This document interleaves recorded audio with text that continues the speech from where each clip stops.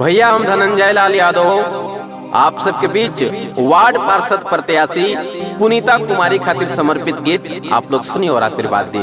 कि अपन खोरिया बाहर ये जगदेव चाचा, कि अपन खोरिया बाहर ये फूलमतिया चाची, कि अइली पुनीता बेटी द्वार चाचा, कि अइले बुनेला भैया द्वार चाचा, कि अपन खोरिया बाहर ये जगदेव चाचा, कि अपन खोरिया बाहर ये फूलमतिया चाची, कि अइली पुनीता बेटी द्वार चाचा, कि ढोलक निशानी लेके पुनीता बेटी अइली, देखियो रे कोई नजर न लागे,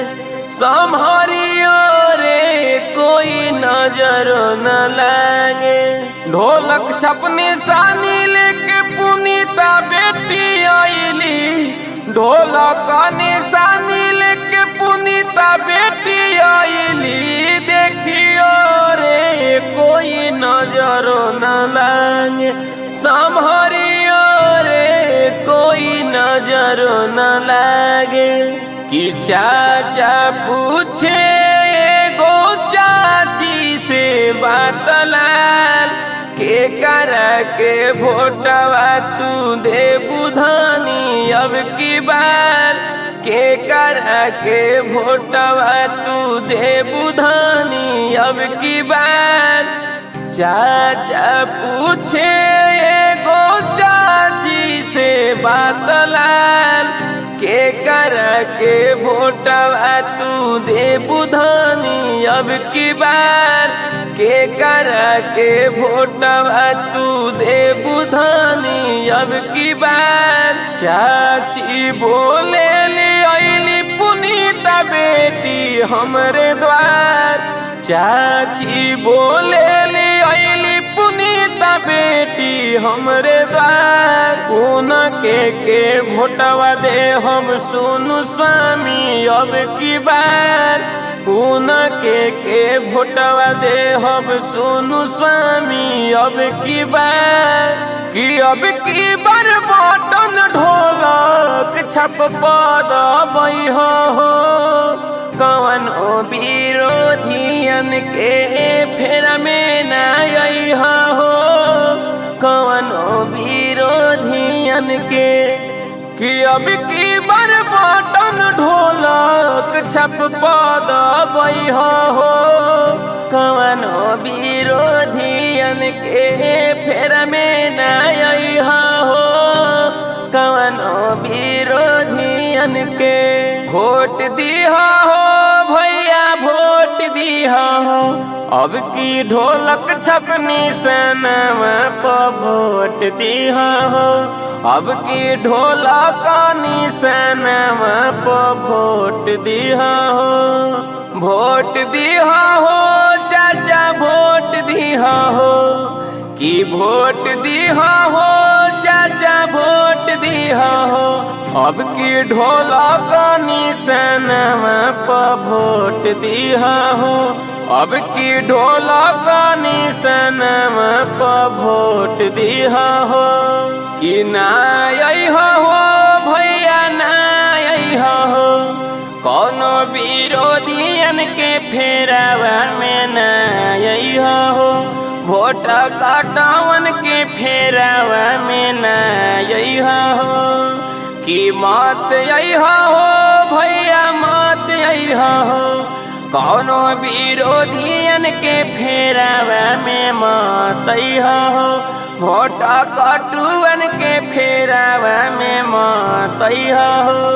पुनीता कुमारी के जीतइहा नहीं कोनो से डेरइहा भौजी बुथावा पर, कि केहू पैसा देखाई भले कितनो समझाई, बाकी अइहा न भौजी तू नोटवा पर। बेटी पुनीता के जीतई हो नहीं कोनो से डेरई हो भौजी बुथवे की केहू कितनो समझाई भले पैसा देखाई बाकी आई हो न भौजी तू नोटावे